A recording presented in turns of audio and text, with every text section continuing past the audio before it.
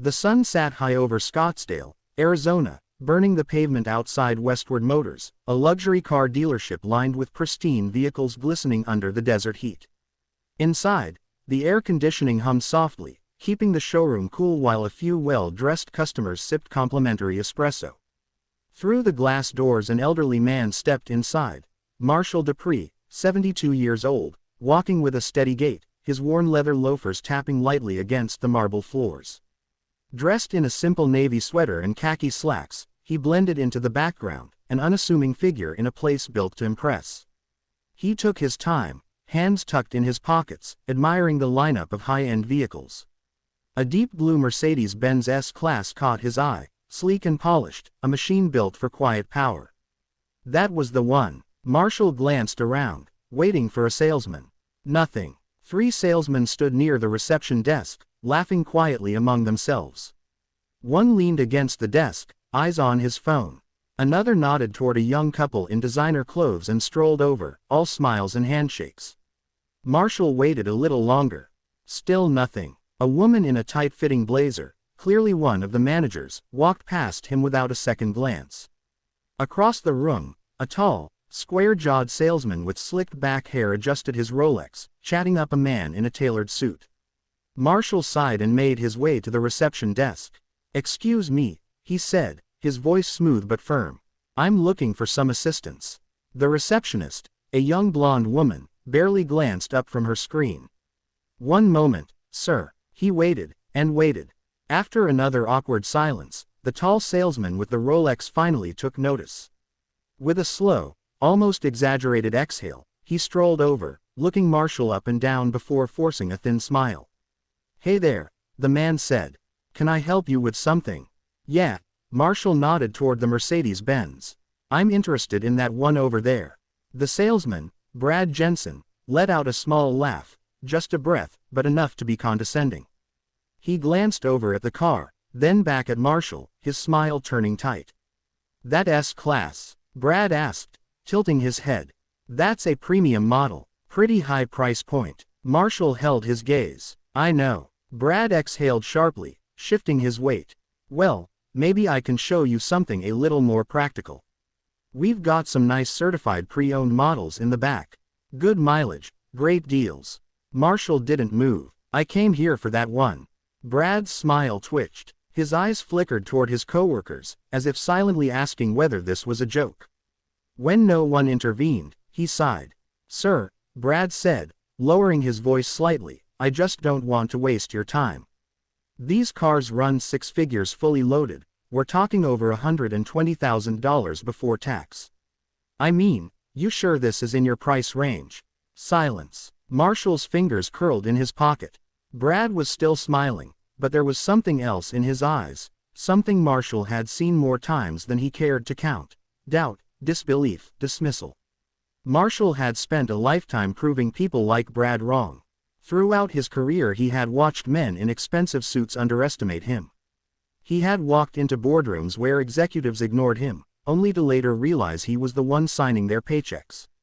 And yet even now, at 72 years old, standing in a dealership he could buy 10 times over, he was still facing the same tired assumptions. But he wasn't about to explain himself to a man like Brad. Marshall took a slow breath, glanced at the car one last time, then without a word turned and walked out the door. Brad shook his head as he watched him leave. "Guess he got the message," he muttered under his breath. But what Brad didn't know, what none of them knew, was that Marshall wasn't done yet. By tomorrow morning he wouldn't just be walking into that dealership, he'd be walking in as its new owner. Marshall didn't go home right away. Instead he pulled into the parking lot of the Silver Oak Club, a private lounge on the outskirts of Scottsdale where he handled most of his business. It was quiet, discreet, the kind of place where deals got made over a glass of bourbon. Inside, he took a seat in the back booth, where the leather was worn from years of important conversations. He pulled out his phone and dialed. The call rang twice before a familiar voice answered. "Marshall, didn't expect to hear from you today." It was Raymond Ellis, his attorney and longtime friend, always answering his calls, a sharp, calculated man who had handled Marshall's real estate empire for the last 20 years. "I need you to look into a business for me," Marshall said, setting his keys down on the table. Westward Motors, a luxury dealership off Camelback Road. There was a pause. You looking to buy a car, or buy the dealership? Raymond's voice held a knowing edge. Marshall smirked. We'll see. Just find out who owns it, and if they're selling. Give me an hour. Marshall leaned back in the booth, watching the ice melt in his untouched drink, his mind replaying the moment over and over. The way Brad had looked at him, the way the receptionist never bothered to acknowledge him. He wasn't surprised by it, not anymore. But that didn't mean he had to let it slide. An hour later his phone buzzed. Raymond didn't waste time with pleasantries. Marshall, you might have just found yourself an opportunity. I'm listening. Westward Motors is owned by Douglas Reiner, a guy out of California. He bought the dealership 5 years ago, but it's been bleeding money for the last 2.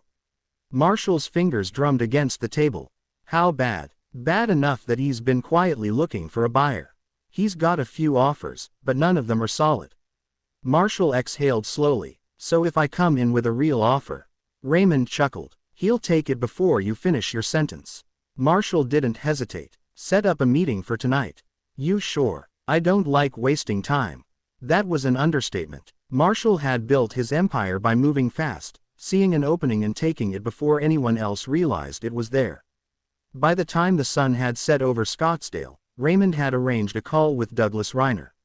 Marshall sat in his study, phone to his ear, listening as Douglas rattled off numbers. Look, I won't lie to you, Douglas admitted. The place is in trouble. Sales are down, we've had management issues, and I just don't have the time to turn it around. How much? Marshall asked. Douglas hesitated. I'm looking for $6.2 million. Marshall leaned back in his chair. I'll give you 5, cash, and I can have the paperwork signed before the weekend.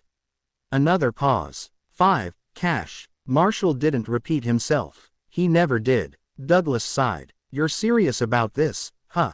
Never been more serious. There was a long silence, then finally Douglas spoke. All right, you've got a deal. Marshall smiled to himself. By tomorrow morning, Westward Motors would belong to him, and when he walked through those doors, Brad Jensen would regret the day he ever sized him up. The next morning Westward Motors opened as usual. The showroom lights flickered on, salesmen took their positions, and Brad Jensen leaned against the desk sipping his morning coffee like it was just another day. It wasn't. At exactly 9:30 a.m., the dealership manager, Tom Caldwell, rushed onto the floor, his face pale, his usual confidence shaken. All right, everybody, conference room, now.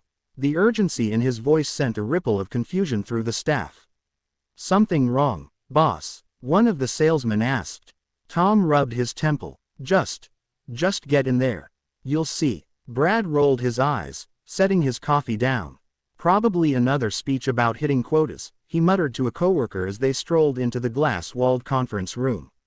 But the moment Brad stepped inside, he froze. Sitting at the head of the long mahogany table, hands clasped together, was Marshall Dupree, the same old man he had brushed off just yesterday, the same old man he had laughed at. And yet something was different. Gone was the quiet customer in the sweater and khakis. Today Marshall wore a tailored charcoal suit, a crisp white shirt, no tie, casual but commanding. His Rolex glinted under the fluorescent lights, the same kind Brad prided himself on wearing. The air in the room shifted. Brad's confusion deepened as more people filed in, legal-looking types in business attire, some holding briefcases. Tom took a deep breath and turned to his staff. Everyone, meet your new boss. Silence, for a moment. No one breathed. Then laughter, short, dry, coming from Brad. This some kind of joke? He asked, glancing around. Nobody laughed with him. Tom cleared his throat. No joke. As of this morning, Mr. Dupree is the new owner of Westward Motors. The deal was finalized late last night. The words hit like a brick. Brad's jaw tightened. What? How? Marshall leaned forward, finally speaking, his voice as smooth as ever. See, Brad. He let the name sit in the air, letting it weigh down like a stone. It's amazing what people can do when they don't waste their time judging others. Brad shifted in his seat, the cocky smirk faltering. Marshall turned his attention to the rest of the room. I was in here yesterday looking to buy a car, he said simply. Got ignored by most of you. Some of you saw me, dismissed me, figured I wasn't worth your time. A few employees shifted uncomfortably in their chairs. Marshall let that sink in before continuing. But I don't hold grudges. What I do care about is how people are treated, and what I saw yesterday won't fly under my ownership. The room stayed dead silent. Then Marshall's eyes landed on Brad. Now, he said, lacing his fingers together, let's talk about customer service. Brad swallowed hard. Marshall glanced at Tom. Can you pull up the customer service reports from the last year? Tom, still looking rattled, nodded and passed a thick folder down the table. Marshall flipped through a few pages, scanning. Let's see. Poor reviews, complaints about rude salespeople, customers feeling dismissed. He turned a page, and look at that. Brad Jensen, the most named employee in these complaints. All eyes turned to Brad. His face burned red. Sir, Brad started. With all due respect, Marshall held up a hand. Respect. That's funny. That's real funny, coming from you. Brad shut his mouth. Marshall closed the folder and leaned back. You made an assumption about me, Brad, he said, voice calm but firm, and it cost you. You saw an old black man in a sweater and thought he wasn't worth your time. Brad clenched his jaw, gripping the arms of his chair. Marshall didn't raise his voice. He didn't need to. But the truth is, he continued, I'm the man who just bought this place. And let me be very clear, I have zero tolerance for people like you. Another pause. You're fired. Brad's head snapped up. Wait, what? You heard me. Marshall's tone didn't change. Clean out your desk. Brad shot a look at Tom, then at the legal team in the corner. You can't be serious. Oh, I'm very serious, Marshall said, standing up slowly. And I suggest you take this moment to reflect, because the way you treated me, I promise you, I'm not the only one you've done this to. Sooner or later, that kind of attitude catches up to a person. Brad opened his mouth, then shut it, because deep down he knew he had pushed his luck one too many times, knew there was no walking this back. Without another word, he stormed out of the conference room. The tension in the room hung thick, but Marshall didn't dwell on it. He turned back to the staff. Now, he said, voice smooth once more, for the rest of you, I have a few changes to make. The tension still clung to the air long after Brad stormed out. Some employees exchanged nervous glances, while others sat stiffly, waiting to see what would happen next. Marshall stood at the head of the table, calm, composed, like a man who had done this 100 times before. Now that we've gotten that out of the way, he said, dusting off his sleeves, let's talk about what's changing around here. Tom, the dealership's manager, shifted in his seat. Sir, if I may. You may not.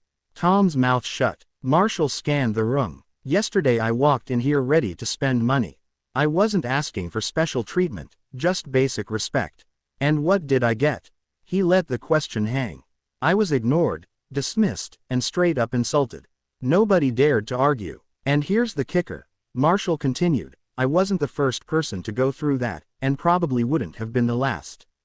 A few employees looked down, suddenly very interested in their notepads. But that ends today. He reached into his jacket pocket and pulled out a sheet of paper, placing it on the table. This, he said, tapping the document, is a new customer service policy, effective immediately. Every single person who walks through those doors gets treated with the same level of respect, whether they walk in wearing a $5,000 suit or a t-shirt and jeans. Tom cleared his throat. Sir, we already have customer service training. Clearly, Marshall cut in, it's not working. Silence. Marshall picked up the paper and started reading. Rule number 1. No customer gets ignored. I don't care if they don't look like they can afford a car. If they step into the showroom, they get greeted and assisted like they're your top priority. A few nods. Nobody dared to protest. Rule number 2. No judgments. We don't assume who can and can't afford something based on how they dress, how old they are, or what car they pull up in. One of the younger salesmen, a guy in his mid-20s, raised his hand hesitantly. What about people who are just browsing? Marshall looked at him directly. You think I wasn't browsing yesterday? The guy blinked. Well, I mean, let me tell you something. Marshall's voice remained even, but there was weight behind it. When I was younger, I used to go into fancy stores just to see how they'd treat me. 9 times out of 10 I'd walk out because of attitudes like Brad's. He let that sink in before continuing. But that one time, that one person who treated me right, they got my business, and they kept it for decades. That's how you build customers for life. The young salesman nodded slowly, understanding. Marshall continued. Rule number 3. We're done with commission-based greed. You sell cars, yes, but you're also here to serve customers. That means no shady sales tactics, no rushing people into deals they don't want, and no more condescending attitudes. Tom frowned. But sir, commissions stay, Marshall clarified, but I'm restructuring how they work. Good salespeople won't have to push nonsense to make a living. Tom shut his mouth. Marshall looked around. Any questions? No one spoke. Good, he said, rolling up his sleeves, because the changes don't stop there. He motioned toward one of the legal assistants in the corner. The man stepped forward and handed Tom another document. Tom hesitated, flipping through the pages, then his face went pale. This is a salary review. Confirmed, Marshall said. I noticed that while some of you, his eyes flicked toward the junior staff, are making peanuts, others, like Brad, were sitting pretty despite multiple complaints. A few of the lower-ranking employees straightened in their chairs. That changes now, Marshall said. We're implementing fairer pay scales based on performance and customer feedback. If you do your job well, you'll be compensated accordingly. But if you treat customers like trash, he let the sentence hang, you won't be here long. A murmur rippled through the room. Some looked relieved, others anxious. Then Marshall clasped his hands together. Now, he said, with the smallest hint of a smile, let's get to work. Because from this day forward, Westward Motors would never be the same. By the afternoon, word had already spread across the dealership.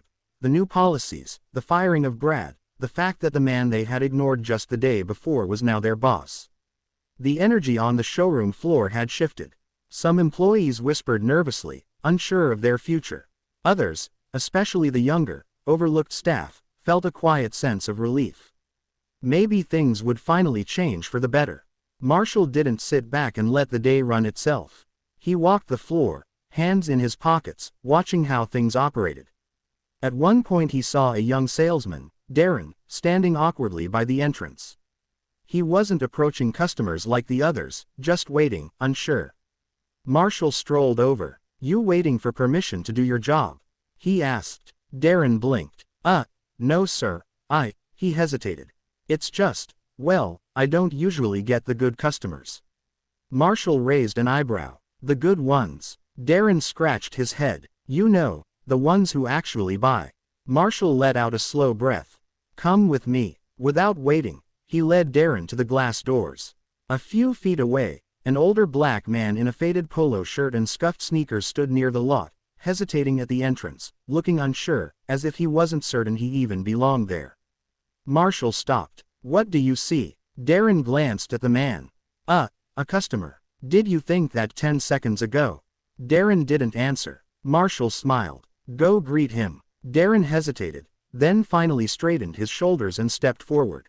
Good afternoon, sir, Darren said, voice steady. Can I help you with anything today? The older man looked surprised. He glanced around, as if checking to make sure Darren was actually talking to him. Oh, yeah, he said slowly. I was just looking. Not sure I can afford anything in here. Darren smiled. No pressure, but if you'd like, I can show you around. We have some great financing options if you find something you like. The man blinked, then for the first time relaxed. Yeah, he said, I'd like that. Marshall watched the interaction with quiet approval. Darren had just learned something Brad never did, that respect costs nothing but could gain everything. As the two walked toward the cars, Tom, the dealership manager, walked up beside Marshall. You really think all these changes will stick? Tom asked, arms crossed. Marshall didn't look at him. They don't have a choice. Tom exhaled through his nose. You really bought this place just to prove a point. Marshall chuckled. I don't make million-dollar deals over a point. He turned to Tom. I bought this place because it was broken, and I don't invest in anything unless I know I can fix it. Tom nodded slowly. He may not have liked everything that happened that day, but he understood it. Marshall started walking again, leaving Tom standing there, before stepping into his office. He turned one last time, watching Darren and the older man laughing over a car's interior. A day ago, that customer would have been ignored. Today, he was valued. And that was the difference. Never judge someone by their appearance. The way you treat people, especially those you think can't do anything for you, will always come back around. Some lessons are learned the hard way. Brad learned it. Westward Motors learned it. And now, hopefully, so will everyone watching.